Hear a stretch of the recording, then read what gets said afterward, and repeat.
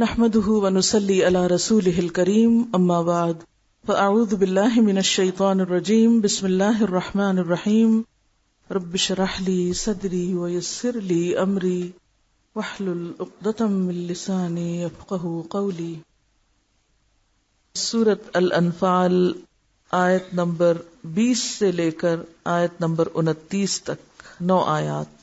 پہلے سنیے۔ اعوذ باللہ من الشیطان الرجیم بسم اللہ الرحمن الرحیم۔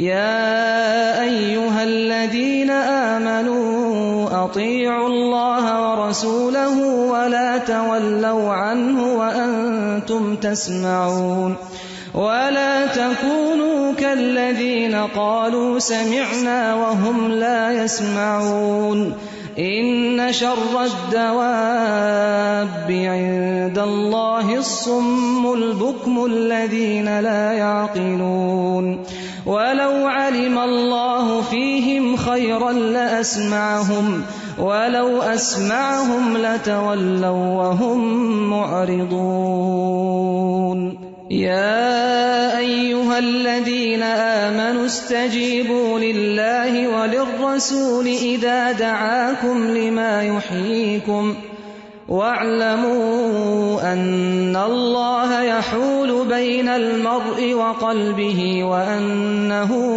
إليه تحشرون واتقوا فتنة لا تصيبن الذين ظلموا منكم خاصة واعلموا أن الله شديد العقاب واذكروا إذ أنتم قليل مستضعفون في الأرض تخافون أن يتخطفكم الناس فآواكم وأيدكم بنصره ورزقكم من الطيبات لعلكم تشكرون يا أيها الذين آمنوا لا تخونوا الله والرسول وتخونوا أماناتكم وأنتم تعلمون واعلموا أنما أموالكم وأولادكم فتنة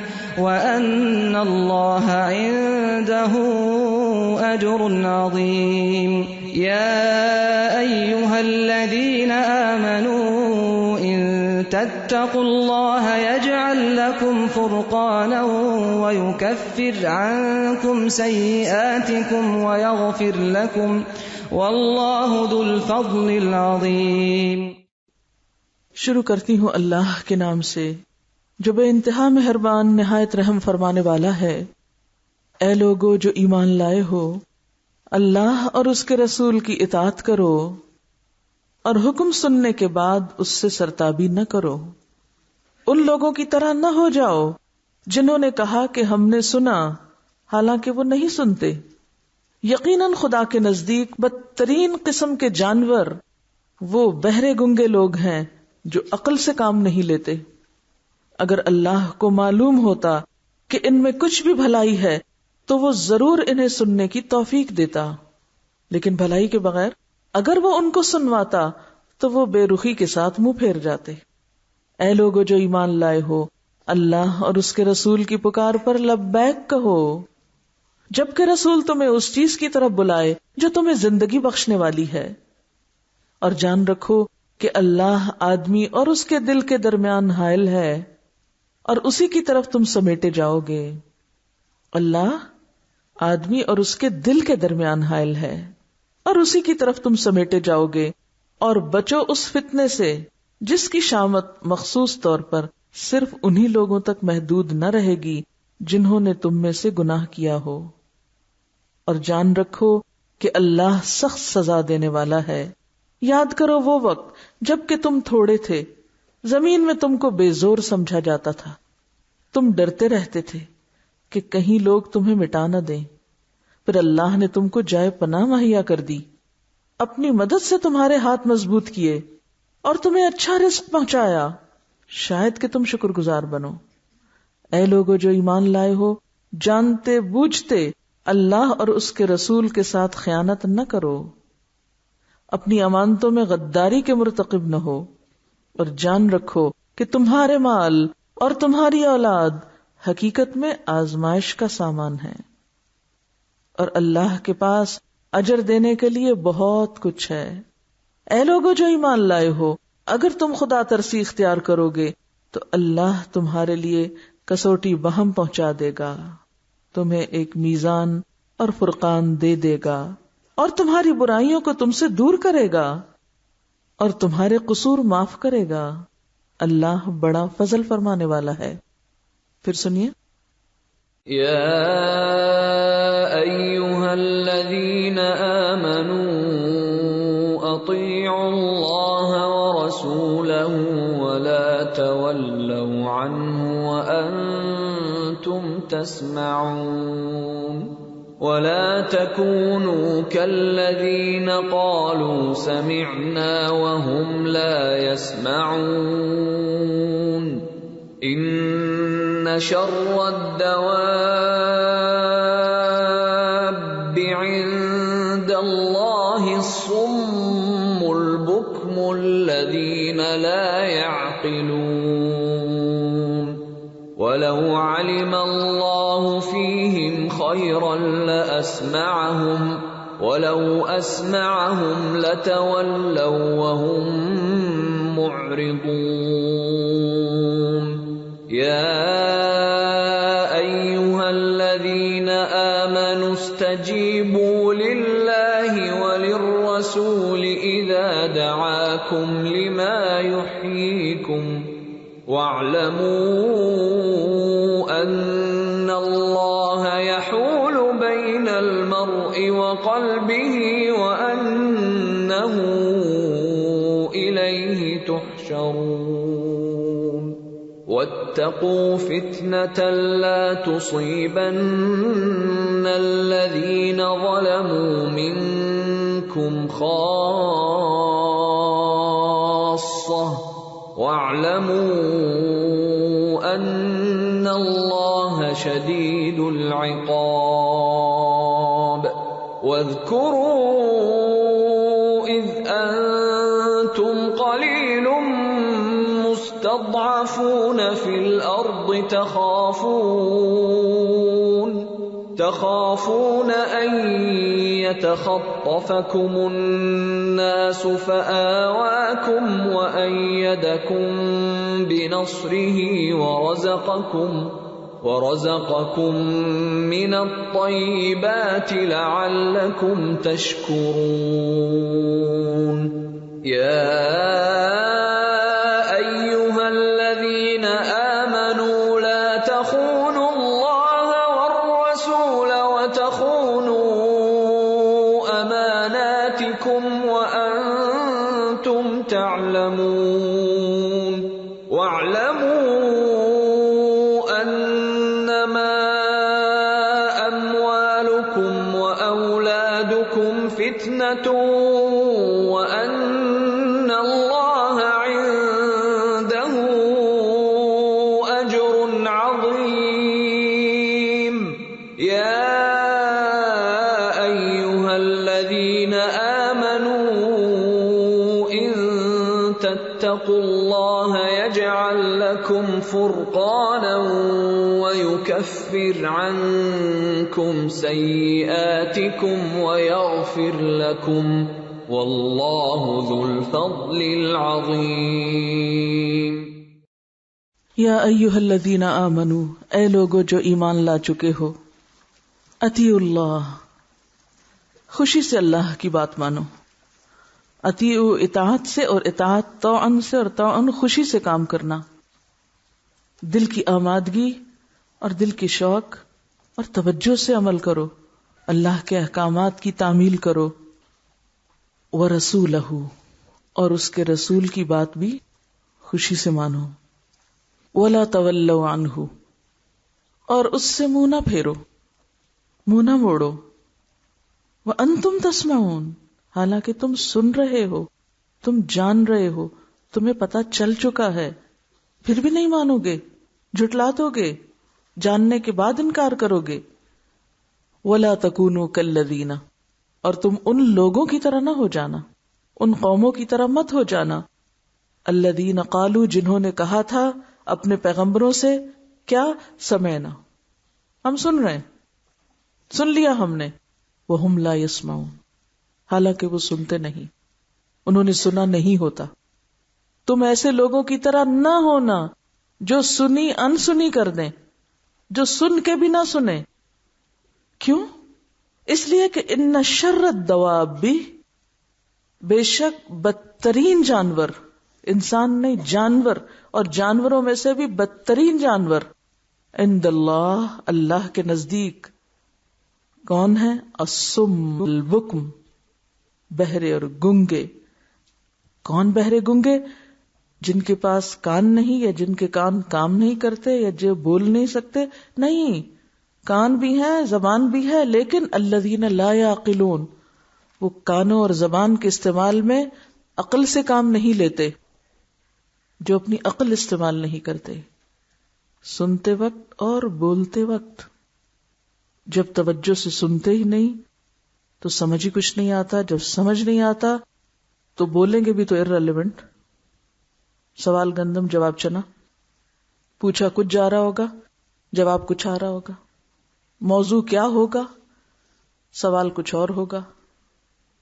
تو ایسے لوگوں کا مقام اللہ کے نزدیک، اللہ کی نگاہ میں بدترین جانوروں سے بھی بدتر ہے۔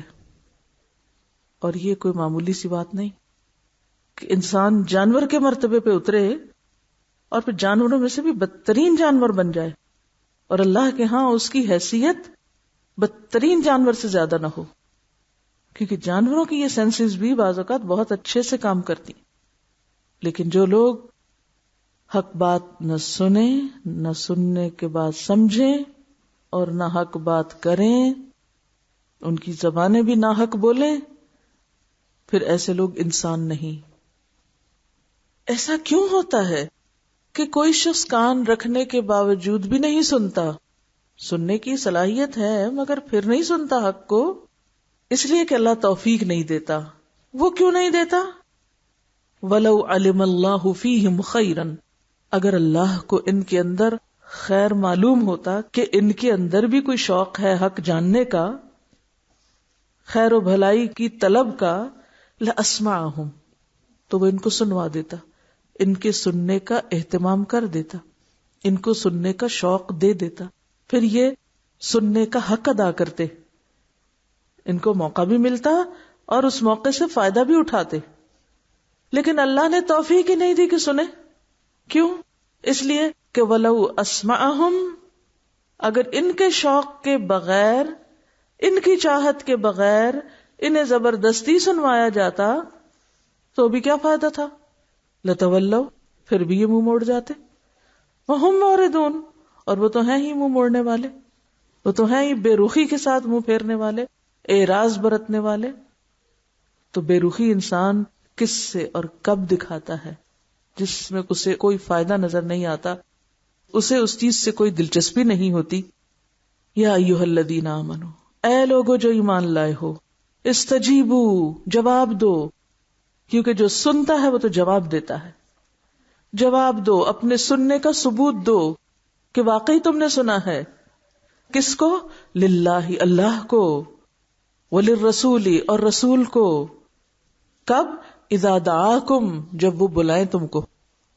کس چیز کی طرف بلائیں؟ لما یحییکم جو چیز تم کو زندہ کرنے والی ہے، زندہ رکھنے والی، زندگی دینے والی، اللہ کی بات، اللہ کے دین کے راستے میں جد و جہد، جہاد کی طرف، جد و جہد کی طرف، اپنی اصلاح اور دوسرے انسانوں کی اصلاح کی کوششوں کی طرف، کیونکہ اسی سے دل زندہ رہا کرتے ہیں۔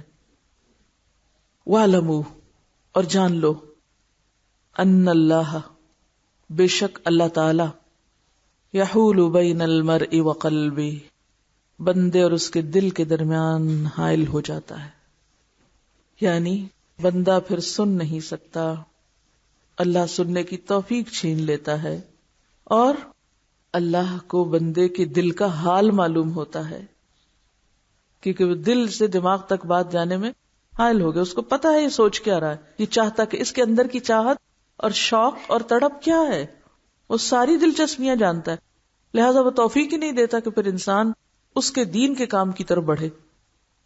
وَأَنَّهُ إِلَيْهِ تُحْشَرُونَ، یاد رکھو کہ تم اسی کی طرف اکٹھے کیے جانے والے ہو. سنو یا نہ سنو، توجہ کرو یا نہ کرو، عمل کرو یا نہ کرو، ان باتوں کے اوپر دھیان دو یا نہ دو جن میں تمہاری زندگی اور تمہارے مفادات کا تحفظ ہے، بہرحال ایک دن جانا تو تمہیں اپنے رب ہی کے پاس ہے. واتقوا، اور ڈرو، بچو، کس سے؟ فتنتن، ایک فتنے سے، آزمائش سے، مصیبت سے. کون سی مصیبت؟ لا تصیبن، جو ہرگز نہ پہنچے گی. کس کو؟ الذین ظلموا، جنہوں نے تم میں سے ظلم کیا، یعنی جنہوں نے اللہ کی بات کو ڈیو ریسپیکٹ نہیں دی، اس کا حق نہیں پہچانا، اس پہ توجہ نہیں کی، اس کو سنا نہیں، سن کے نہیں دیا، سمجھ کے نہیں دیا، عمل کر کے نہیں دیا، اسے آگے نہیں پہنچایا.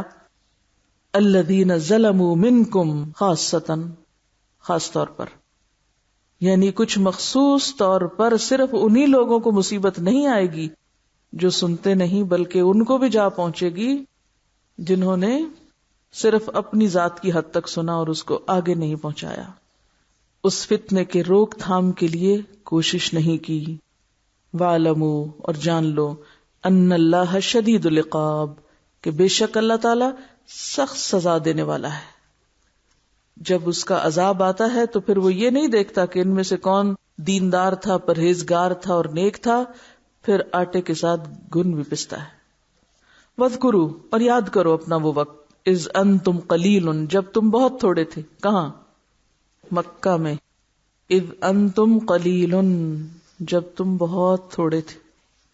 مستضعفون فی الارض، زمین میں بہت کمزور سمجھے جاتے تھے.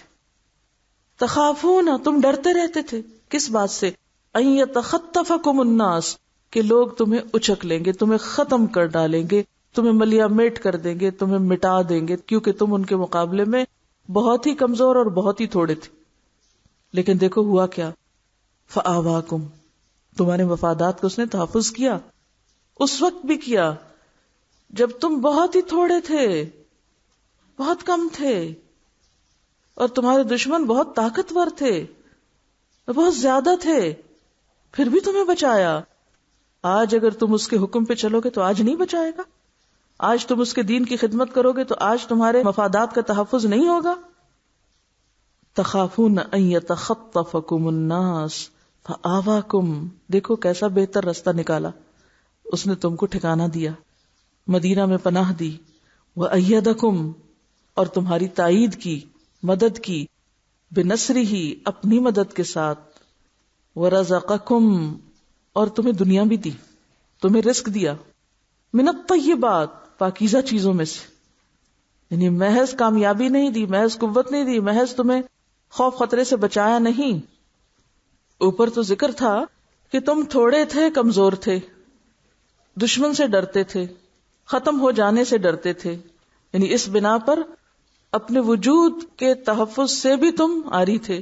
تو اس نے تو صرف تمہیں تحفظ ہی نہیں دیا، تم کو کھانے پینے کو بھی دیا، تم پہ تو دنیا کی نعمتیں بھی عام کر دی. جب لوگوں کو دین ملا، جیسے حضرت عمر نے کہا کہ ہم سب سے زیادہ ذلیل تھے، اللہ نے ہمیں اسلام کے ذریعے عزت بخشی، تو یہ سارے ترقی کے، رحمتوں کے، برکتوں کے دروازے کس چیز سے کھلے؟ اس دین کی برکت سے کھلے. تمہارے لیے رزق کی فراوانی بھی ہوئی اس دین کی طرف آنے سے. تو پھر تم دین چھوڑ کے کہیں اور جاؤ گے؟ وقتی مشکلات سے گھبرا کر، وقتی قربانیوں سے بھاگ کر تم یہ راستہ چھوڑ دو گے؟ تمہیں یاد نہیں کہ تمہارے اوپر کیسی کیسی مشکلات تھی؟ کیا یہ ایک زندہ حقیقت نہیں کہ مکہ میں تم کس حال میں تھے اور مدینہ میں آ کے کیسے پھلے پھولے؟ سب کچھ مل گیا جو چاہیے تھا، بلکہ اس سے بھی زیادہ. اب تمہیں کیا کرنا ہے؟ لعلکم تشکرون، تاکہ تم شکر گزار ہو. اللہ کو تم سے شکر گزاری چاہیے.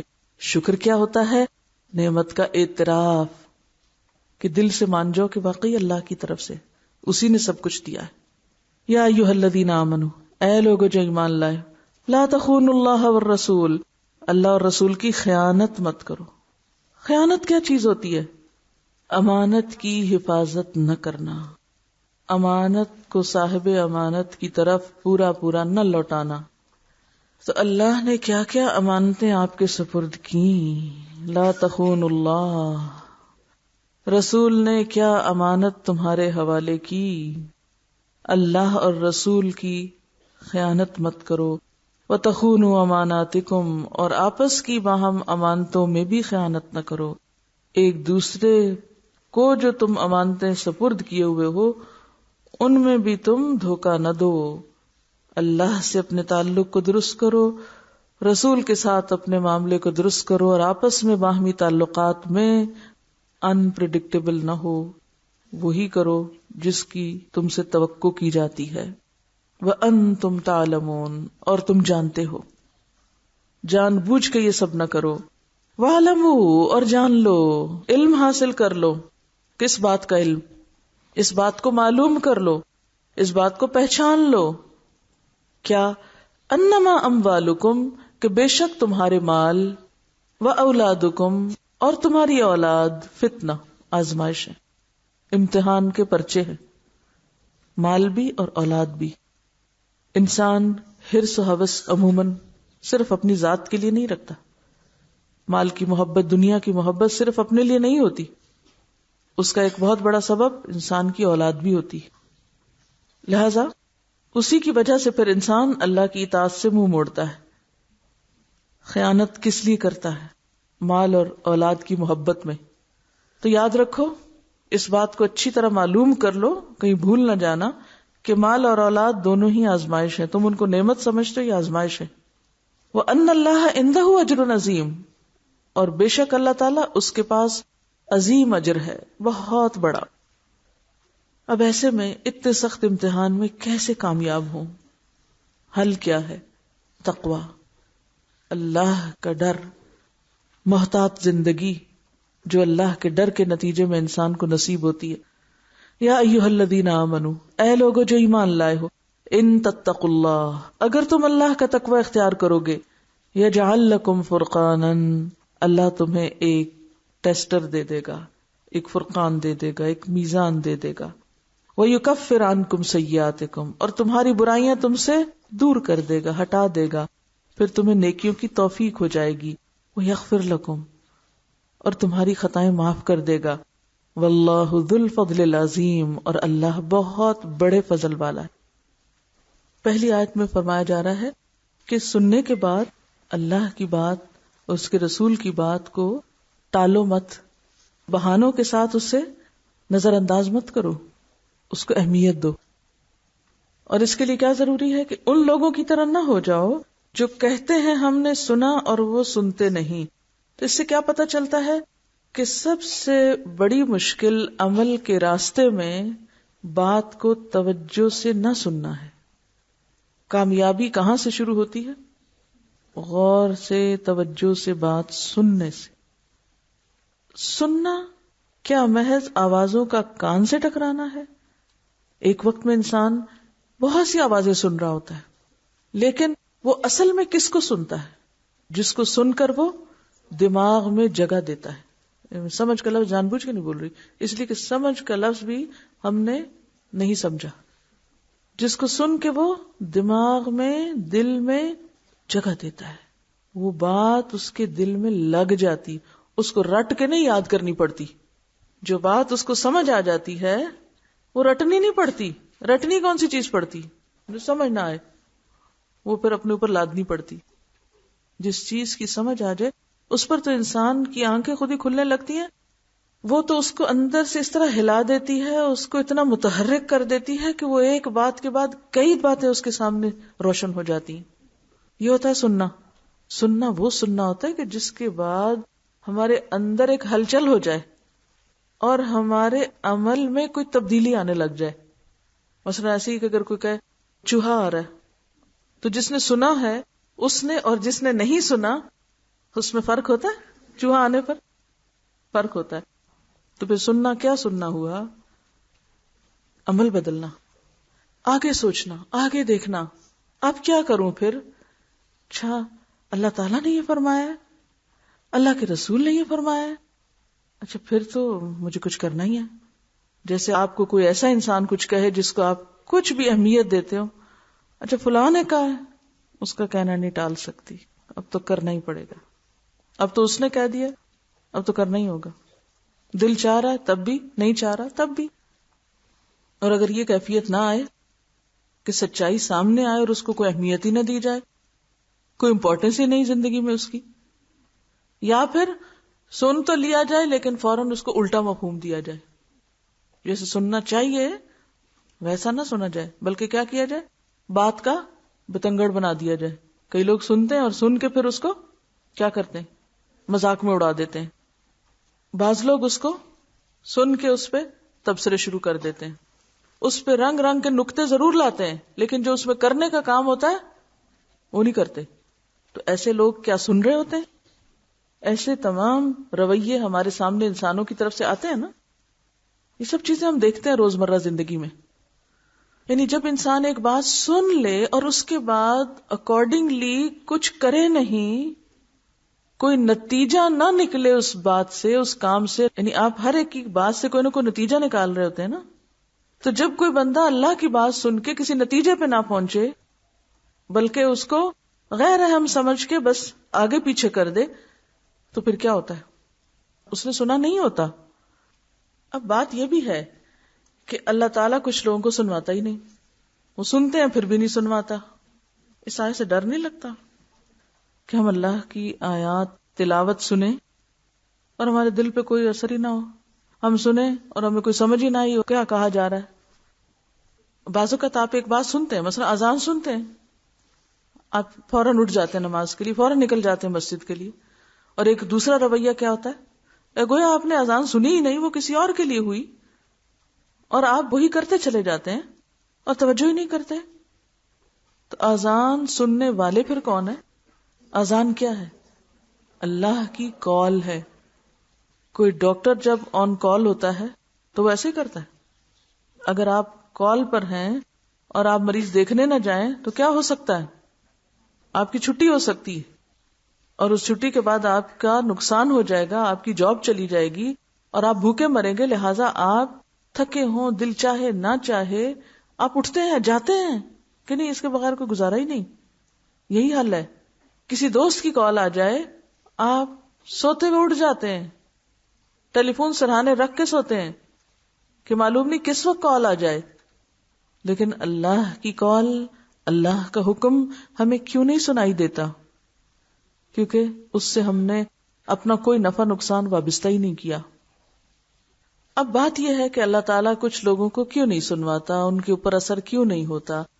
اس کی وجہ یہ ہے کہ اللہ تعالیٰ چھوٹے چھوٹے امتحان ڈال کے ٹیسٹ کرتا رہتا ہے. حضرت مسیح علیہ السلام اس بات کو ایک بہت خوبصورت انداز سے بیان کرتے ہیں. وہ کہتے ہیں جو غلام ایک پیسے میں چور ثابت ہو اس کو اس کا مالک 1,00,000 کی امانت نہیں دیتا. آپ اپنے جیسے نوکر کو ٹیسٹ کرتے ہیں، کوئی چیز کہیں رکھ دیتے ہیں، پھر دیکھتے ہیں بھلا کیا ہوا، اس نے اٹھائی کہ نہیں. تو اگر آپ کو پتا چل جائے کہ وہ چور ہے تو آپ گھر کی کنجیاں اس کو دے جائیں گے؟ جس دن آپ کو یہ شک بھی پڑ گیا تو آپ اس کے حوالے کچھ بھی نہیں کریں گے.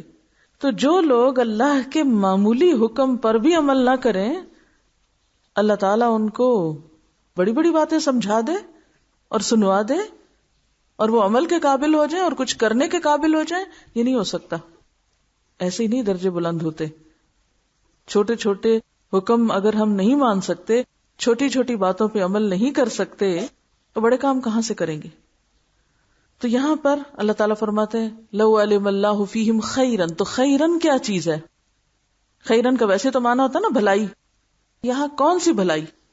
بھلائی سے مراد حق کی طلب، سچائی کو جاننے کی تڑپ، کہ مجھے پتا چلے حقیقت کیا ہے، میری کیا حقیقت ہے دنیا کی. جس دن آپ کے اندر یہ تڑپ آ گئی نا کہ یا اللہ مجھے صحیح رستہ دکھا، پھر ہو نہیں سکتا کہ اللہ سبب نہ بنا دے اور وہ آپ کو نہ سنوائے. وہ آپ کو سنوائے گا، وہ آپ کے لیے سبب پیدا کر دے گا سننے کا اور سمجھوا بھی دے گا. لیکن تڑپ آپ کے اندر سے اٹھے گی تب. آپ نے وہ ایک پیسے والی امانت کا پاس رکھا، اللہ نے 1,00,000 دے دیا آپ کو، لیکن ٹیسٹ کے بغیر 1,00,000 نہیں ملا کرتا.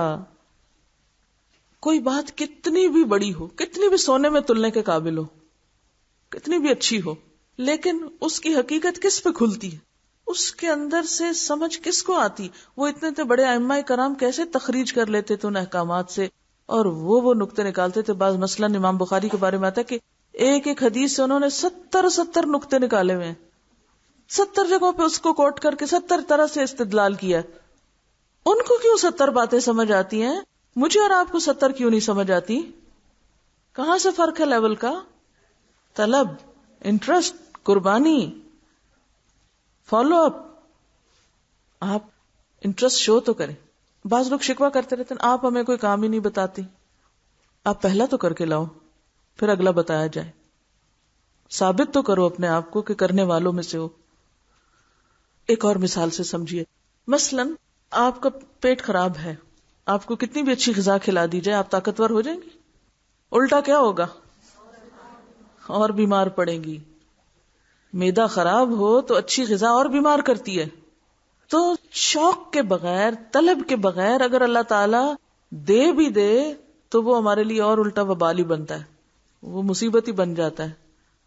اس کا ہم حق نہیں ادا کرتے. پھر بھوک کے بغیر آپ کسی کے سامنے اچھے سے اچھا کھانا رکھیں، وہ کیا کرے گا؟ نہیں کھائے گا. اگر آپ زبردستی ایک لقمہ اس بچے کے منہ میں ڈال دیں جو نہیں کھانا چاہتا، کیا ہوتا ہے؟ کیا کر دیتا ہے؟ الٹ دیتا ہے، تھرو اپ کر دیتا ہے. تو اللہ کو پتا ہے اس کی بھوک کتنی ہے، اس بندے کی، اس کا شوق کتنا ہے. یہ ہم سب کی آزمائش ہے.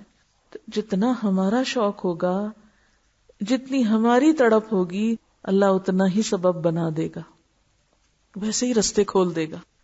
عموماً ہم دوسروں کو بلیم کرتے رہتے ہیں، باہر سبب بتاتے رہتے ہیں، بہانے بناتے رہتے ہیں، یہ نہیں ہے، وہ نہیں، یہ کیوں نہیں ہو رہا، لیکن بات یہ کہ ہمارے اندر طلب ہی نہیں ہوتی. جس دن ہمارے اندر آ گئی اس دن رستے بھی سب کھل جائیں گے. صرف سڑکوں کے رستے نہیں، آنکھوں اور دماغ اور کانوں کے بھی سارے بند دروازے کھل جائیں گے جب ہم لینے والوں میں سے بنیں گے. ایک اچھے پودے کے لیے صرف اتنا کافی نہیں کہ اس کا بیج اچھا ہو، اس کے لیے نیچے زمین کیسی ہونی چاہیے. اچھی سے اچھی بات جب آپ کے دل پہ ہی زنگ چڑھا ہوا ہے، وہ نرم ہی نہیں ہے، جذبے اندرون ہی نہیں ہے، اللہ تعالیٰ آپ کے اوپر حکمتوں کے خزانے کیوں ڈالے؟ حکمتوں کے خزانے کس پہ کھلتے ہیں؟ کون اس قابل ہوتا ہے کہ اس کو ملے یہ سب؟ جو ڈیزرو کرتا ہے، جس کے اندر واقعی عاجزی، تواضع اور نرمی ہوتی ہے، اس پہ کھلتا ہے یہ سب. اگر بنجر زمین پہ آپ کو پودا لگا بھی دیں تو کیا ہوگا؟ سوکھ نہیں جائے گا. اگر آپ کو بے شمار باتیں سکھا بھی دی جائیں اور آپ لینے والوں میں سے نہیں تو سب ضائع ہو جائے گا نا، باہر ہی رہ پھسل جائے گا. وہ جیسے بارش پڑتی ہے تو ایک زمین جذب کر جاتی ہے اور دوسری زمین پانی روک ہی لیتی ہے، تیسری سب بہا دیتی. تو لوگ بھی ایسے ہی ہوتے ہیں. 3 طرح کے لوگ ہوتے ہیں. نمبر 1 تو یہ کہ توجہ اور شوق اور دلچسپی پیدا کریں دین میں، اسے ضرورت سمجھیں. نمبر 2 جو کہا جا رہا ہے نا وہی مطلب لیں، خواہشات پر مبنی مطلب مت نکالیں قرآن سے. یہ بالکل ایسا ہی ہے کہ کچھ لوگ مٹر خرید لائیں پکانے کے لیے اور ان کے دانوں کی بجائے وہ چھلکے پکا لیں کہ یہ زیادہ ہیں، تم اس کو بن میں پھینک رہے ہو پاگل، یہ زیادہ ہے، پھینکنا ہی ہے تو دانے پھینک دو، ایک ایک میں سے 3 صرف نکل رہے ہیں. تو یہ تو پھر صحیح طریقہ تو نہ ہوا نا. اگر آپ کسی کو مثلاً ایسا کرتا دیکھیں اور اس کو سمجھانے کی کوشش کریں اور وہ آگے سے بحث شروع کر دے تو آپ کیا کریں گے؟ اس کے ساتھ چھوڑ دیں گے نا. اب ٹھیک ہے، اگر اس کو چھلکوں میں ہی مزہ آ رہا ہے تو لیتا رہے، بحث تو نہیں کر سکتے ہم اس سے. تو بالکل اسی طرح اللہ تعالیٰ تو ہم کو سب سے زیادہ جانتے ہیں کہ ہمارے اندر کیا ہے.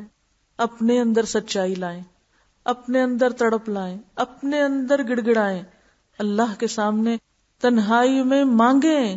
ہو نہیں سکتا کہ نہ ملے، ضرور ملے گا. آپ مانگے تو وہ بھی اتنا ہی دے گا جس درجے کا آپ مانگیں گے، جو آپ مانگیں گے. کبھی یہ نہ دیکھا کریں کہ میری کیپیسٹی کیا ہے، یہ دیکھا کریں وہ دینے والا کتنا دے سکتا ہے. کیونکہ ہمارے اندر تو واقعی کیپیسٹی نہیں، لیکن وہ کیپیسٹی بھی بڑھا دیتا ہے جب ہمارا شوق بڑھتا ہے. وَلَوْ عَلِمَ اللَّهُ فِيهِمْ خَيْرًا لَأَسْمَعَهُمْ، اللہ ان کے اندر بھلائی جانتا ہوتا تو ان کو سنوا دیتا. انسان کون سی بات سب سے زیادہ دھیان سے سنتا ہے؟ جس میں اس کا سب سے زیادہ فائدہ ہو، جس کا اس کو شوق ہو، جس سے اس کو محبت ہو. کہتا اچھا کیا کہا اور کیا کہا، اور پھر پورا دھیان، اور پھر اس بات کو وزن بھی دینا، اس کو ویلیو کرنا، پھر اس کے بعد اس کو قبول کرنا احسن طریقے سے. الذین یستمعون القول فیتبعون احسنہ، جو بات کو غور سے سنتے ہیں اور پھر اس کے اچھے حصے کی پیروی بھی کرنے لگتے ہیں، فوراً اس کو اپنے پاس دل پہ نوٹ کر لیتے ہیں، لکھ لیتے ہیں، پھر اس کو بعد میں دہراتے رہتے ہیں، پھر اس کے مطابق اپنی زندگی کا نقشہ بناتے ہیں، اس سے اپنے آپ کو سجاتے ہیں، پھر وہ اللہ کی نظر میں خوبصورت ہو جاتے ہیں. اور دوسری صورت کیا ہے کہ انسان سنے بھی تو لاپرواہی سے، سنے کچھ دیکھے کہیں اور، کہ ہاں پتہ ہی ہے، مجھے معلوم ہے یہ کیا ہے، سنا ہوا ہے پہلے، اس سے کوئی نئی بات وہ نہیں سیکھ سکتے. کسی بھی چیز سے نیا معنی کب آپ نکال سکتے ہیں؟ جب آپ اس کو ایک نئی نگاہ سے دیکھیں. جو شخص قرآن اس طرح سنے کہ یہ میں پہلی دفعہ ہی سن رہا ہوں گویا، تو اس کو نئے طریقے سے سمجھ آئے گا. اور جو ان کانوں سے سنے، مجھے اس کا ترجمہ آتا ہے اور میں نے پڑھا ہوا بھی اور پڑھایا ہوا بھی، اور میں یہ جانتا ہوں اس کی تفسیر کیا ہے، مجھے تفسیر آتی ہے اس کی، اس کو اور طرح سمجھ آئے گا، بلکہ آئے گا بھی نہیں، کیونکہ اس نے دروازہ بند کیا ہوا ہے. وہاں اندر کون جائے گا؟ کوئی نہیں جا سکتا. تو دین کی حقانیت، سچائی، کسی بات پر اس کا شرح صدر، اس کو ایک روشنی کا نظر آنا صرف اس وقت ہوتا ہے جب انسان کی آمادگی ہو، شوق ہو، سنجیدگی ہو اس کے لیے، باقی چیزوں پر اس کی ترجیح ہو، امپورٹنس ہو. ورنہ تو انسان کتنا بھی سن لے، نہ وہ روح میں اترتا ہے اور نہ وہ انسان کے جسم کا حصہ بنتا ہے، اور نہ ہی وہ اس کے عمل میں آتا ہے. اور ایسا شخص پھر کیا رہ جاتا ہے؟ کون ہوتا ہے؟ کون نہیں سنا کرتے تھے؟ منافق. ایسا شخص پھر منافقت کا شکار ہوتا ہے. پھر یہاں پر جو اہم ترین بات جو کی گئی ہے کہ یہ سننا اور یہ لینا اور اس کا جواب دینا، یعنی سن کے قبول، استجیبو کا مطلب ہے قبول کر لینا، سن کے اسے جذب کر لینا، لے لینا، پکڑ لینا. کس چیز کو؟ لما یحییکم، جس میں تمہاری زندگی ہے. یعنی ایسا نہیں کہ تم نہیں سنو گے تو نہ صحیح، کوئی بات نہیں، جاؤ پھر، نہیں، تم تو زندگی سے ہاتھ دھو بیٹھو گے، تمہیں تو جینے کا حق نہیں رہے گا. تو زندگی کی پکار سنو، زندگی کی پکار پیغمبر دے رہے ہیں، اس کو سنو. اور وہ کیا ہے؟ جہاد کی پکار. یعنی صرف اپنے لیے نہیں سننا، بلکہ اپنے ساتھ دوسروں تک پہنچانے کے لیے بھی سننا ہے. اب دیکھیے، جو بات آپ صرف اپنے لیے سنتے ہیں وہ کس طرح سنتے ہیں. ایک اور اینگل سے آپ دیکھیں نا، یہ صرف میرے لیے، اور اگر آپ کو پتا ہو یہ لکھ کے دینا ہے، کہیں امتحان دینا ہے، پھر یہ ہو کہ یہ پڑھانا ہے آگے، یہ دوسرے کو پہنچانا ہے، تو پھر سننا کیسے ہوگا؟ نمبر 1 جیسا ہے ویسا لو. نمبر 2 صرف اپنے لیے نہ لو بلکہ اس کو آگے پہنچاؤ، کیونکہ اصل قبولیت اس کے اندر ہوگی جس کے اندر آگے پہنچانے کی تڑپ ہوگی. جب تک انسان کسی چیز کو اپنے لیے لیتا تو وہ پوری طرح نہیں لیتا. مثلا ایک ماں جب تک ماں نہیں بنتی وہ کھاتی ہے، اپنے لیے کھاتی، کبھی کھایا کبھی نہیں کھایا، کبھی بھوکے رہ گئے، کبھی ناشتہ ہی نہیں کیا. لیکن جب وہ ماں بنتی پھر کیا کرتی؟ فرق ہو جاتا ہے کہ نہیں ہوتا؟ اور جس کی زندگی میں نہیں فرق آتا پھر بھی وہ خود تو بیمار ہوتی ہے، نسلیں بھی بیمار ہوتی ہیں. کچھ لوگ جو غور سے نہیں سنتے پھر وہ بات کو آگے کس طرح پہنچاتے ہیں؟ آؤٹ آف کانٹیکسٹ، غلط طریقے سے آگے بیان کرتے ہیں. لہذا وہ امانت میں خیانت کرتے ہیں. وہ کہتے ہیں نا مجالس امانت کے ساتھ ہیں. تو اس میں صرف یہ نہیں ہے کہ مجلس کی حفاظت کرو، ان باتوں کو کہیں اور نہ کہو. مثلا یہ ایک مجلس ہے، یہ مجلس امانت ہے. کیا مطلب ہے اس امانت کا؟ کہ جو بات جس کانٹیکسٹ میں، جس مقصد کے لیے کہی جا رہی ہے، اسی کانٹیکسٹ میں باہر جا کے بیان کرو، آؤٹ آف کانٹیکسٹ نہیں. بہت سے لوگ یہ غداری کرتے ہیں، یہ خیانت کرتے ہیں. کہا کچھ جاتا ہے، اس وقت دھیان سے سنتے نہیں، آدھی سمجھتے ہیں آدھی نہیں سمجھتے، پھر بغیر سوچے سمجھے جا کے کسی اور طرح بیان کرنے لگ جاتے ہیں اور نتیجے نکالنے لگتے ہیں، irrelevant طریقے سے اسے استعمال کرتے ہیں. تو یہ بھی نقصان دہ طرز عمل ہوتا ہے. تو یہاں پر لما یحییکم، اس کام کے لیے سنو، زندگی کی پکار جس کے لیے تم پیدا کیے گئے.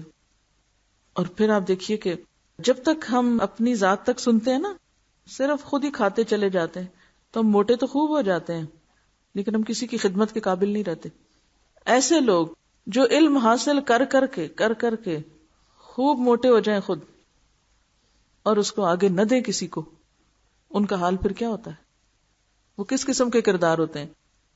تو یہ علم ایسی چیز نہیں جو صرف آپ کے لیے ہے، یہ کس کے لیے؟ آگے دینے کے لیے. کیوں؟ اس لیے کہ فتنے کی روک تھام کرنی ہے. اگلی آیت ایسے ہی نہیں ہے یہ مانا کو میں اپنی مرضی سے نہیں گھڑ رہی. کہیں آپ کے ذہن میں شیطان یہ خیال ڈالے کہ یہ تو اپنی مرضی کے معنی نکال رہی ہیں. اس آیت کا معنی اس لیے لیا جا رہا ہے لما یحییکم کا، کیونکہ آگے فتنے کی بات آ رہی ہے، اور فتنے کی روک تھام امر بالمعروف اور نہی عن المنکر سے ہوتی ہے. امر بالمعروف اور نہی عن المنکر کرنے کے لیے کیا چاہیے ہوتا ہے؟ علم، طریقہ. ایک ڈاکٹر کی زندگی میں اس کی بہترین مثال ہو سکتی ہے. یعنی معاشرے کے اندر امر بالمعروف کرنے والے ایسے ہی ہوتے ہیں جیسے ڈاکٹرز ہوتے ہیں جو جسمانی بیماریوں کا علاج کرتے ہیں. تو علماء یا دین کے مبلغین روحانی بیماریوں کے علاج کے لیے معاشرے کے اندر وہی کردار ادا کرتے ہیں. اب ان دونوں کو بھی آپ کمپیئر کر سکتے ہیں کہ ڈاکٹر کی زندگی کیسے ہوتی ہے اور مبلغ کی کیسے ہونی چاہیے. جتنا زیادہ ہم اچھی غذا کھا لیں، ہم اپنا گھر صاف کر لیں، ہم کچھ بھی کر لیں، زندگی محفوظ نہیں ہے، آپ کی جان محفوظ نہیں ہے جب تک کہ ماحول صاف نہیں ہے. تو زندگی نہیں مل سکتی اس شخص کو جو اپنے علاوہ باہر کو صاف نہ کرنے کی صلاحیت رکھتا ہو. اس لیے اذا دعاکم لما یحییکم، وہ چیز جو تمہیں زندگی بخشتی ہے، وہ چیز جو تمہاری حیات ہے. قوموں کی حیات جد و جہد میں ہوتی ہے، اسٹرگل میں ہوتی ہے. وَاعْلَمُوا أَنَّ اللَّهَ يَحُولُ بَيْنَ الْمَرْءِ وَقَلْبِهِ وَأَنَّهُ إِلَيْهِ تُحْشَرُونَ وَاتَّقُوا فِتْنَةً. فتنہ کیا چیز ہے؟ آزمائش. کبھی انسانوں کی طرف سے ہوتی ہے. اگر آپ اپنے رشتہ داروں کو دین کی بات نہیں بتاتے تو کیا ہوتا ہے؟ آپ اپنے بچوں کو لے لیں، آپ انہیں دین کی طرف نہیں لاتے، وہ بڑے ہو کے آپ کے فرما بردار اطاعت گزار ہوتے ہیں، وہ آپ ہی کو ستانے کے لائق ہو جاتے ہیں. آپ اپنے بہن بھائیوں کو، اپنے ایون ماں باپ، اپنے بچوں، اپنی نسلوں، اپنے آس پاس دائیں بائیں، اگر آپ اس علم کو، خیر کو نہیں عام کرتے، آپ خود بھی عمل نہیں کر سکتے. کیوں؟ اس لیے کہ آپ کو ان سے سپورٹ ہی نہیں ملتی. وہ الٹے آپ کے دشمن ہو جاتے ہیں. وہ کہتے ہیں یہ تم کدھر چل پڑے ہو، وہ ہمیں چلنے دیتے ہیں. یہ ایک فتنہ ہوتا ہے. فتنہ کہاں سے؟ نمبر 1 انسانوں سے. انسان فتنہ ہمارے لیے، جیسے اولاد اور مال فتنہ ہے نا، یہ انسان فتنہ میں اپنے پاس سے نہیں گھڑ رہی. اس کی بھی دلیل یہ نیچے لکھی ہوئی ہے. تمہاری اولاد بھی فتنہ. کبھی وہ فتنہ انسانوں کی طرف سے آتا ہے کہ وہ ہمارے لیے مصیبت بن کھڑے ہوتے ہیں، وہ ہمیں دین کے راستے پہ چلنے نہیں دیتے، وہ رکاوٹ بنتے ہیں. کبھی روحانی اور اخلاقی بیماریاں جو معاشرے میں عام ہو جاتی وہ وبا کی شکل اختیار کر جاتی. مجموعی طور پر، عمومی طور پر لوگوں کا طرز عمل ہمارے لیے فتنہ ہو جاتا ہے. امر بالمعروف اور نہی عن المنکر نہ کرنے پر دعاؤں کا قبول نہ ہونا، یہ بھی ایک آزمائش ہوتی ہے. اور الٹیمیٹلی بڑا عذاب، کوئی آسمانی آفت یا زمینی آفت. قدرتی آفات بھی بعض اوقات انسان کے لیے عذاب کی شکل دھار لیتی ہیں. تو بات یہ ہے کہ جب آپ امر بالمعروف اور نہی عن المنکر نہیں کرتے، فتنے سے بچتے نہیں، تو کیا ہوتا ہے؟ وبائیں پھیل جاتی ہیں. جیسے جسمانی بیماریاں پھیلتی ہیں، ایسے اخلاقی بیماریوں کی وبائیں عام ہو جاتی. الٹیمیٹلی وہ آپ کو بھی اپنی لپیٹ میں لے لیتی. اور خدا نہ خواستہ ان کی وجہ سے اللہ کا کوئی عذاب آئے تو کوئی الگ کر کے بچایا نہیں جاتا، سب کے اوپر. وَاتَّقُوا فِتْنَةً لَا تُصِيبَنَّ الَّذِينَ ظَلَمُوا مِنْكُمْ خَاصَّةً. بچو اس فتنے سے جو صرف ظالموں تک نہیں محدود رہے گا، اس میں مظلوم بھی پس جائیں گے. وہ ایک حدیث میں بھی آتا نا، پھر کسی نے سوال کیا کہ وہ پس جائیں گے تو قیامت کے دن، فرمایا وہ اپنی نیتوں کے ساتھ اٹھیں گے. لیکن یہاں سکھانا یہ مطلوب ہے کہ اگر تم نے اپنی ذمہ داری ادا نہ کی، برائیوں کو نہیں روکا، نہی عن المنکر نہیں کیا، تم نے اس کام کے لیے جد و جہد نہیں کی، جہاد نہیں کیا، تو پھر یاد رکھو تمہاری بھی خیر نہیں، تم بھی پکڑ میں آؤ گے. تو بات یہ کہ ہر چھوٹی برائی الٹیمیٹلی کیا بن جاتی ہے؟ چھوٹا زخم علاج نہ کیا جائے تو بڑا زخم، چھوٹی بیماری بڑی ہو جاتی ہے اگر آپ نے اس کو بر وقت کنٹرول نہیں کیا. کسی کو کینسر کی شکایت ہوئی، ابھی تھوڑا ہی تھا تو ڈیٹیکٹ ہو گیا، وہیں سے اس کی جڑ پکڑ لی گئی، بندہ محفوظ ہو گیا، اور اگر نہیں پکڑی گئی تو سب ہلاک، موت تک پہنچ گیا۔ اور بعض اوقات اس کی جڑیں اتنی پھیل جاتی، آپ نے دیکھا ہوگا کینسر اوپر تھوڑی آتا، اس کے تو اندر اندر جڑیں، عموماً کہتے ہیں نا اب وہ دماغ تک چلا گیا، وہ لنگز میں آ گیا، اب وہ فلاں جگہ پہنچ گیا، نو ٹریٹمنٹ، لا علاج، واتقوا فتنۃ، یہ لا علاج مصیبت ہے۔ ایسے فتنے سے بچو کہ جس کا شکار پھر صرف ظالم نہیں ہوں گے۔ یعنی اگر جسم کے کسی ایک خاص حصے پر کینسر ہے، وہ صرف اس تک تھوڑی رہتا ہے، پھر وہ تو سب طرف چلا جاتا ہے۔ اور پھر اللہ تعالیٰ فرماتے وَاعْلَمُوا أَنَّ اللَّهَ شَدِيدُ الْعِقَابِ، یاد رکھو اللہ سخت سزا دینے والا ہے۔ ہم ہر غلط کام کے کہتے ہیں اللہ غفور الرحیم، یہاں اللہ تعالیٰ کیا فرماتے ہیں؟ اگر تم نہیں باز آئے، نہیں محنت کی گندگیوں کو ختم کرنے کی، سب کی پکڑ ہو جائے گی۔ اب کیوں انسان آگے نہیں بڑھتا برائیوں کو روکنے کے لیے؟ وہ تکلیف نہیں اٹھانا چاہتا، وہ اپنے مفاد قربان نہیں کرنا چاہتا، وہ اپنی عیش و عشرت کی زندگی نہیں چھوڑنا چاہتا، اور وہ ڈرتا ہے کہ میرا کیا ہوگا، میں تو اپنے پورے خاندان میں ایک ہوں، میں تو اپنے پورے علاقے میں ایک ہوں، میں تو اچک لی جاؤں گی، میں تو پکڑی جاؤں گی۔ فرمایا ان لوگوں کو بھی یاد کر لو جو بہت تھوڑے تھے مکہ میں، چاروں طرف دشمنوں کے نرغے میں تھے، کمزور تھے، وہ ڈرتے تھے کہ آج ختم اور آج ختم، حتیٰ کہ مدینہ میں پہنچ کے بھی آپ کو یاد ہے جنگ احزاب میں کیا حال تھا مسلمانوں کا۔ پھر کس طرح بچایا اس نے؟ آواکم ایدکم بنصری، آواکم پہلے تو تم کو مدینہ کا ٹھکانہ دی، پھر ایدکم بنصری، وہ جتنی جنگ بدر دیکھ لو، احد دیکھ لو، احزاب دیکھ لو، ان سب میں تمہیں اپنی طرف سے مدد دے کے تم کو بچایا، تمہاری تائید کی، تمہیں فتح بخشی۔ وَرَزَقَكُم مِّنَ الطَّيِّبَاتِ، اور جس دنیا کے جانے کا تم کو خوف تھا، یہ کون کہا کرتے تھے اگر ہم ایمان لے آئیں تو پھر کیا ہوگا؟ نُتَخَطَّفْ مِنْ أَرْضِنَا، یہ سارے نذرانے تو بند ہو جائیں گے، یہ جو کچھ اس حرم کی بدولت ہمیں مل رہا ہے یہ تو سارے مفادات پہ زد پڑے گی۔ ایسا ضرور ہوتا ہے، انسان جب دین کی طرف آتا اسے قربانی لازم کرنی پڑتی، کچھ نہ کچھ چھوڑنا پڑتا ہے۔ یہ نہیں ہو سکتا آپ کو کچھ چھوڑے بغیر کچھ اور مل جائے، لیکن عام طور پر انسان اس کے لیے تیار نہیں ہوتا۔ آپ ذرا سوچئے اپنے آپ کو، اپنے بارے میں سوچئے، آپ کو پتا ہے اللہ کا ایک حکم ہے، آپ کیوں نہیں اس کو مان جاتے؟ کیوں نہیں سن لیتے اللہ کی پکار؟ کیوں سنی انسنی کر رہے ہیں؟ دنیا جانے کا ڈر ہے نا، کسی کو سٹیٹس کا ڈر ہے، کسی کو معلوم نہیں کس کس قسم کے خوف ہیں۔ کتنی زبردست مثال دی، ان کو دیکھ لو، انعمت علیہم کو دیکھ لو۔ جب انعمت علیہم کی بات ہم کرتے ہیں تو ہم صرف ان کی نعمتوں کو سوچتے ہیں کہ اللہ ہمیں بھی کچھ نعمتیں دے دے ویسی، اور جو انہوں نے قربانیاں کی ان نعمتوں کے لیے وہ ہم بھول جاتے ہیں۔ اور پھر لعلکم تشکرون، مشکل کے بعد آسانی آئی، کس لیے؟ کہ بھول جاؤ، پھر اللہ کو بھلا دو؟ نہیں، اس رب کو اب بھی نہیں بھلا سکتے، اب بھی تم اس کو یاد کرتے رہو، اور پھر خیانت نہ کرنا، تھوڑی سی بھی ڈنڈی نہیں مارنی۔ عام طور پہ کیا ہوتا ہے جب حالات خراب ہوتے ہیں تو ہم خوب رو رو کے دعائیں مانگتے ہیں، جب اچھے ہو جاتے ہیں تو ڈنڈی مارنے لگتے ہیں، سب ڈنڈی مارتے ہیں۔ اس طرح نہیں اللہ کو یاد کرتے، پھر اس طرح نہیں اس کے لیے قربانی کرتے، اس طرح نہیں صدقہ خیرات کرتے جس طرح ہم مصیبت کے دنوں میں کیا کرتے ہیں، ہے نا؟ غفلت میں کھونے لگتے ہیں پھر نعمتیں پا کے۔ اب یہاں پر یہ ہے کہ چلیں ٹھیک ہے، بالکل وہ کیفیت نہ سی، لیکن حق تو ادا کرو، فرض تو پورا کرو۔ خیانت کیا ہے؟ فرائض میں کمی۔ وضو کی خیانت کیا ہے؟ نماز کی خیانت کیا ہے؟ عہد کی خیانت کیا ہے؟ ذمہ داریوں میں خیانت کیا ہے؟ کہ جو کام کہا جائے اس کو کر کے نہ دیا جائے، تو سارے معاملات یہیں سے تو خراب ہوتے ہیں۔ وَأَنْتُمْ تَعْلَمُونَ، اور سب کو پتا ہے کہ وہ کہاں کیا ڈنڈی مار رہا ہے، اور اس کا عمومی سبب مال اور اولاد کی شان و شوکت کی ہرس ہوتی ہے۔ ان چیزوں کے پیچھے بھاگنے لگتا ہے نا انسان۔ اللہ کے حق میں کب کمی آتی؟ کس وجہ سے؟ جب دنیا پرائرٹی نمبر 1 ہو جاتی اور دین اور آخرت نیچے چلا جاتا ہے۔ آپ ذرا سا سوچیے، تھوڑی دیر کے لیے رک کے، جب ہمیں ہمارا فرض بلاتا ہے اور ادھر سے ہماری اولاد بھی بلا رہی ہوتی ہے، کیا کرتے ہیں ہم فیصلہ نہیں کر پاتے۔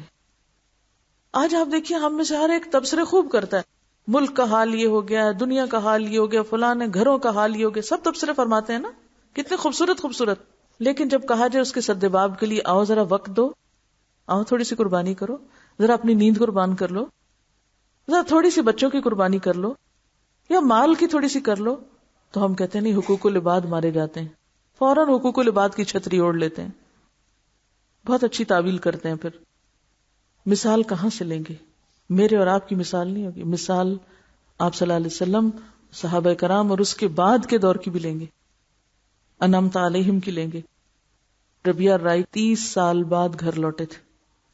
ظاہر ہے کہ کہاں مدینہ، کہاں آذربائیجان، کہاں بخارا، کہاں تک مسلمان گئے تھے، اور سفر کو جہازوں کے تھوڑی تھے کہ ایک جیٹ اڑایا وہاں سے وہاں تک پہنچ گئے. صرف جانے میں سالوں لگ جاتے تھے کیونکہ رستے کھلے تھوڑی تھے ایک کے بعد ایک علاقے تک پھیلنے میں. اب اگر وہ یہ کہیں کہ نہیں بھائی ہمارے بچے ہیں پیچھے، فوجی جب اپنے مشن پہ ہوتا ہے تو بچوں کو کیا ہوتا ہے؟ ایک ڈاکٹر اپنے مشن پہ ہوتا ہے تو بچوں کو کیا ہوتا ہے اس کی؟ لیکن جب ایک دین والا دین کے لیے کوئی قربانی تھوڑی بہت ہی کرنے لگے تو سارے پہنچ جاتے ہیں تعزیت کرنے، ہمدردیاں لینے. دنیا کمانے کے لیے لوگ سالوں ملک سے باہر رہیں، سالوں، دبئی چلے جائیں، سعودی عرب چلے جائیں، امریکہ چلے جائیں، آپ کو ڈالر اور ریال اور درہم بھیجتے رہیں، کوئی مسئلہ نہیں. اور اگر ان فتنوں کی روک تھام کے لیے کوئی اوپر نیچے ہو جائے معاملہ تو پھر کیا حال ہوتا ہے ہمارا؟ پھر ہم ایک اور فتنہ کھڑا کر دیتے ہیں. میں یہ نہیں کہتی کہ ہم اپنے سارے حقوق فرائض چھوڑ کے وہ صرف اللہ اللہ ہی کیا کریں، لیکن یہ یاد رکھیں کہ قربانی کے بغیر کچھ نہیں. کہیں نیند چھوڑنی پڑے گی، کہیں جاب چھوڑنی پڑے گی، کہیں آرام چھوڑنا پڑے گا، کہیں صحت قربان ہوگی، کہیں جدائیاں ہوگی، کہیں بہت کچھ ہوگا. لیکن آواکم وایدکم بنصرہ، اگر آپ کو یاد رہے نا، کتنے لوگ تھے جو مکہ میں اپنے خون کے رشتے چھوڑ کے مدینہ گئے تھے، پتہ نا آپ کو، لیکن اللہ نے ان کو بھی لا ملایا، ان کو بھی جوڑ دیا. کہیں شوہر کہاں ہے تو بیوی کہاں ہے، بچے کہاں ہے تو ماں کہاں ہے. حضرت ام سلمہ کا واقعہ یاد کر لیں، بے شمار واقعات. اصل میں ہم سیرت پڑھتے ہی نہیں، صحابہ کرام کی زندگیاں جانتے ہی نہیں. ہم ان کو آئیڈیالائز تو کرتے ہیں مگر زندگیاں ان سے ایک بالکل الگ پیٹرن پہ رکھی ہوئی ہیں. ایسے کیسے دین پھیلے؟ ایسے کیسے فتنوں کی روک تھام ہوگی؟ اب فتنے روکنا چاہتا ہے، ایمرجنسی کی کیفیت ہے، ہلاکتے ہیں، لیکن دوسری طرف عمل ہمارا زیرو پر. ہم صرف خیالوں کی جنت میں یا صرف باتوں کے ذریعے سب کچھ بدلنا چاہتے ہیں. تو بات یہ ہے کہ یہ سب تو فتنہ ہے. اچھا یہ بتائیے کہ اعمال اور اولاد کیا ہیں آپ کے پاس؟ ذرا یہ بھی تھوڑا سا بتا دیجیے مجھے. امانت ہے نا، تو جب وہ مانگے کہ ذرا یہ دے دو مجھے، کس نے دی یہ امانت؟ تو اگر وہ مانگے کسی وقت تو پھر کیا کرنا ہوگا؟ کہ نہیں اللہ تعالیٰ یہ تو نہیں ہو سکتا.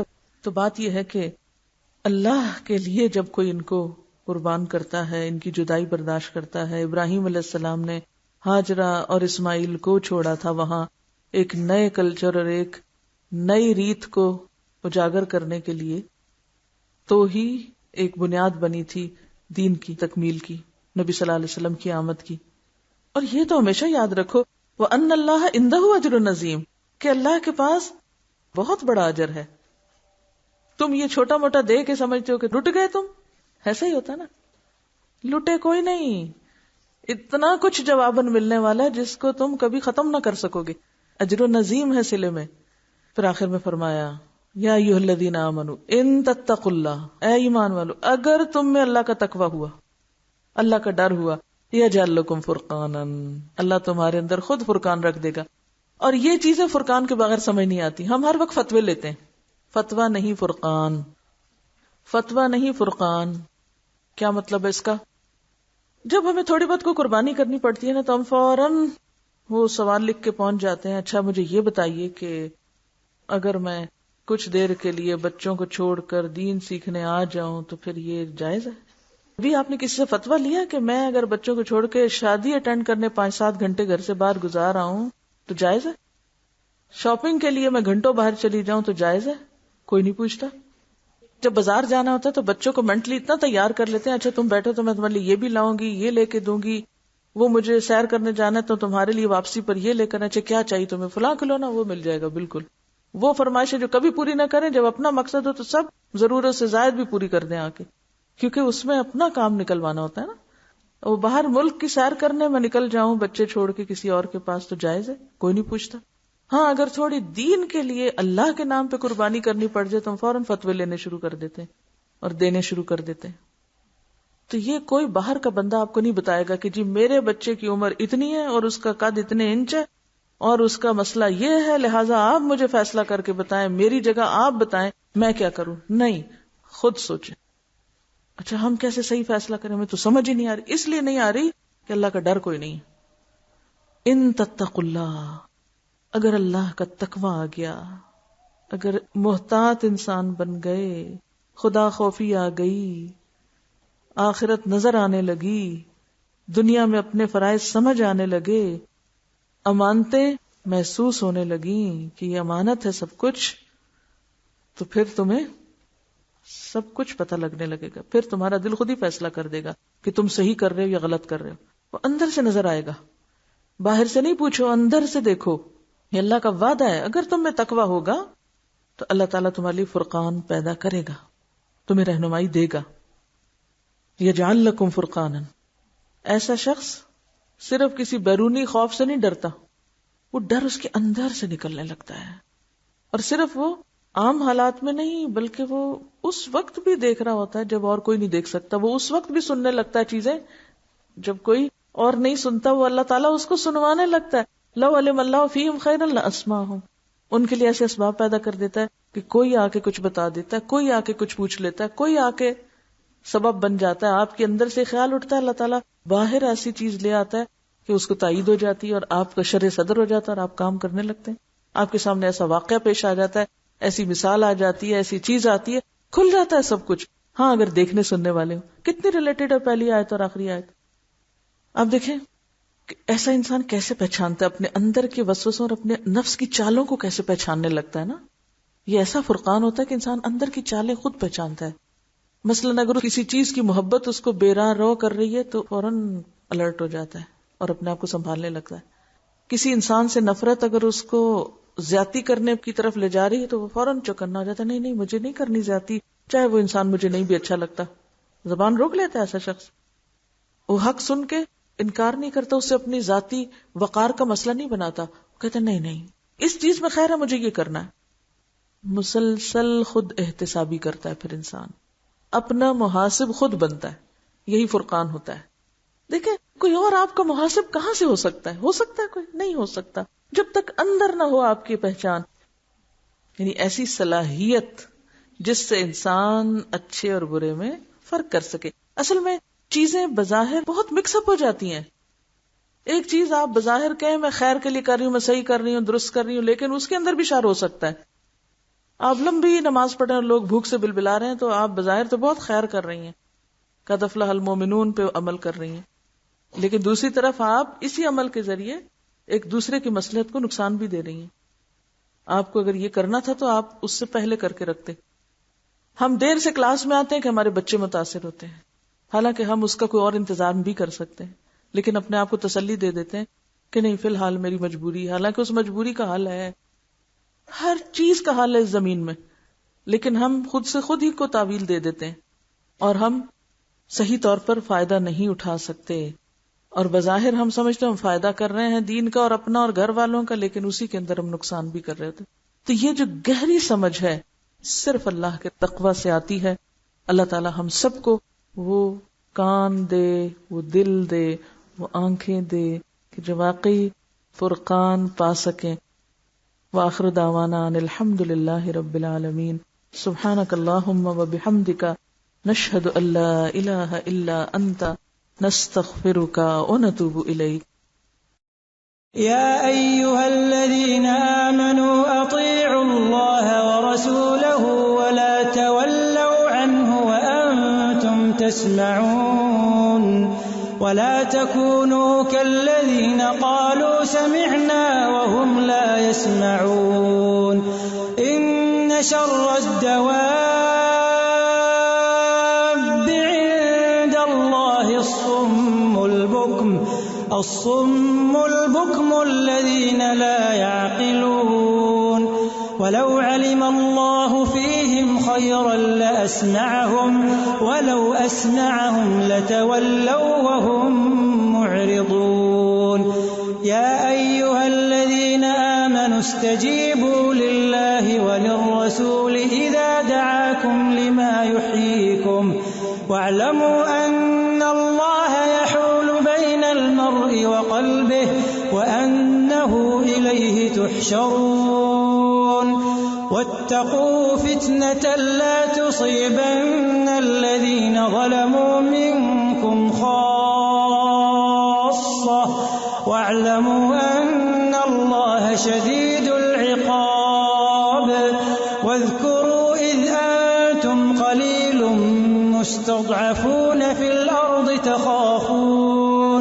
تخافون أن يتخطفكم الناس فآواكم وأيدكم بنصره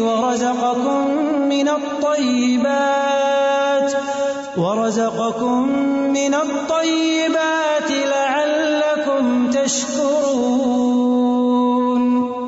يا أيها الذين آمنوا لا تخونوا الله والرسول وتخونوا أماناتكم وأنتم تعلمون واعلموا أنما أموالكم وأولادكم فتنة وأن الله عنده أجر عظيم يا أيها الذين آمنوا إن تتقوا الله يجعل لكم فرقانا ويكفر عنكم سيئاتكم ويغفر لكم والله ذو الفضل العظيم